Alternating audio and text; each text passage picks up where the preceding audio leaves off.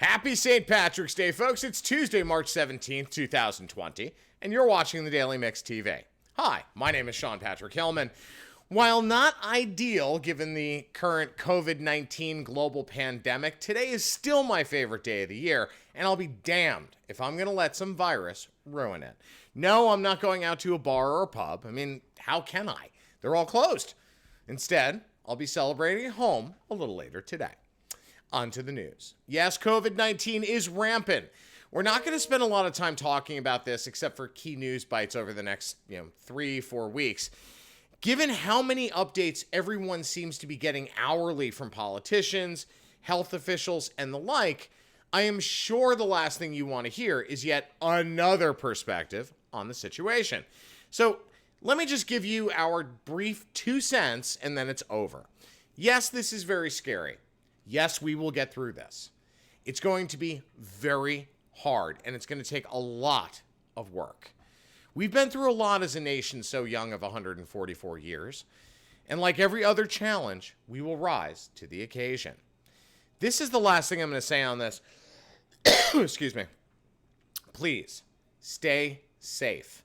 Avoid those who are susceptible to this horrific virus as you don't want to get them sick. As I've said before, I can't go see my parents, which really does break my heart a little bit, because they're both over the age of 70 and they have pre-existing conditions. So for me to go see them, I could potentially be a carrier, and I don't want to risk that. So for those of you who, still think it's ridiculous how far we're taking these contingencies and what we're doing in terms of locking down cities, and San Francisco yesterday put in a shelter-in-place order, meaning that all residents must stay in their homes except for necessary travel, like going to the grocery store, the doctor, and so on.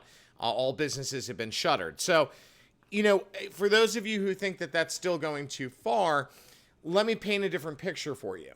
2/3 of this country are susceptible to this virus, and many of them are our seniors, meaning your parents, your grandparents, and so on. Would you really want to see them get sick? So stay home, stay safe, do the right thing. On to more news.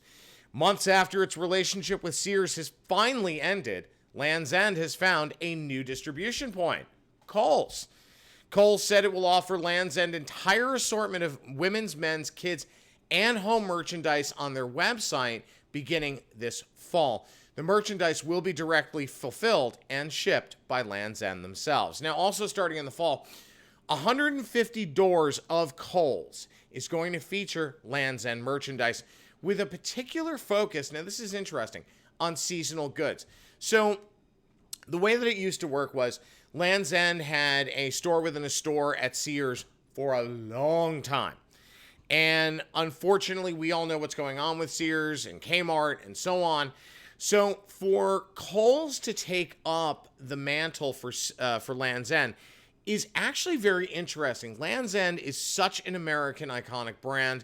Everybody knows it, especially if you're a Gen Xer or a baby boomer. So when you get into sort of this notion of in-store products rotating seasonally, that actually can spark a lot of interest in Land's End from younger generations. Now, they're going to start with outerwear in the fall, followed by swimwear in early 2021. Kohl's locations will also feature a Land's End in-store shop experience with an assortment of products for the entire family year-round. So those are only going to be select Kohl's locations, though, not all 150 doors.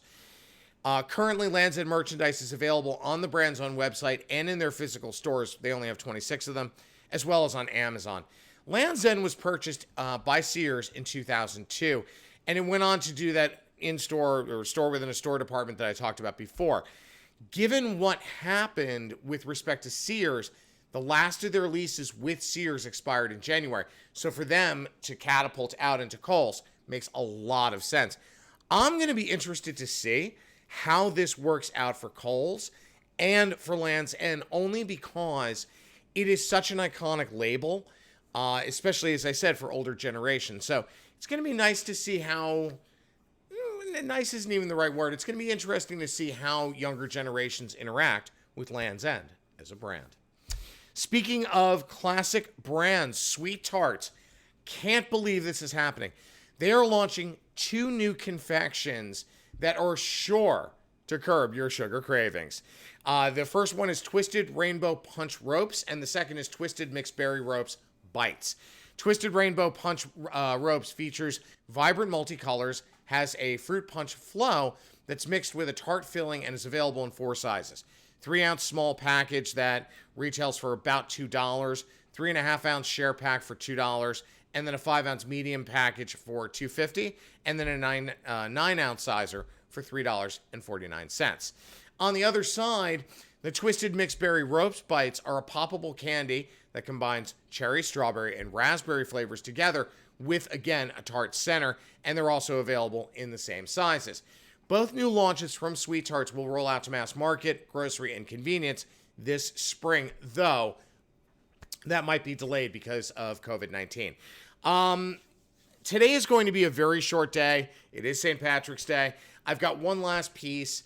I announced yesterday on a video that Rock and Rawhide will, in fact, still host Adopt-A-Palooza in New York on May 17th. Adopt-A-Palooza, for those that don't know, is New York's original and largest mega pet adoption event. The charity that my wife Kylie and I co-founded almost 10 years ago, called Rock and Rawhide, our mission is to increase the level of adoptions of dogs and cats in shelters. We took over Adopt-A-Palooza last year. We delivered a record-breaking year in terms of attendance as well as adoption numbers. And given what's going on right now in the city, certainly in our country, both Kylie and I felt that canceling this would be irresponsible. Now, obviously, this is not the final decision. We've got 2 months from today is when Adopt-A-Palooza is supposed to go up. You're talking about over 500 dogs, puppies, cats, kittens, and rabbits that get adopted out from over 40 of our favorite rescues and shelters. So to cancel that event right now would be irresponsible without knowing what's going to happen. So what we've done is we've left the door open. We're going to make a final decision on or before April 5th. Of course, that's going to be dependent on what the CDC guidelines are, what the guidelines from the federal government are, and certainly what's going on in the city in terms of having events and allowing large gatherings, that kind of thing. So for right now, the event is still happening. In 2 weeks, we're going to make that decision. Sponsored by Petco Foundation, Bob's for Dogs from Skechers, and Petco, Adopt-A-Palooza is something that everyone looks forward to every May and September in New York City.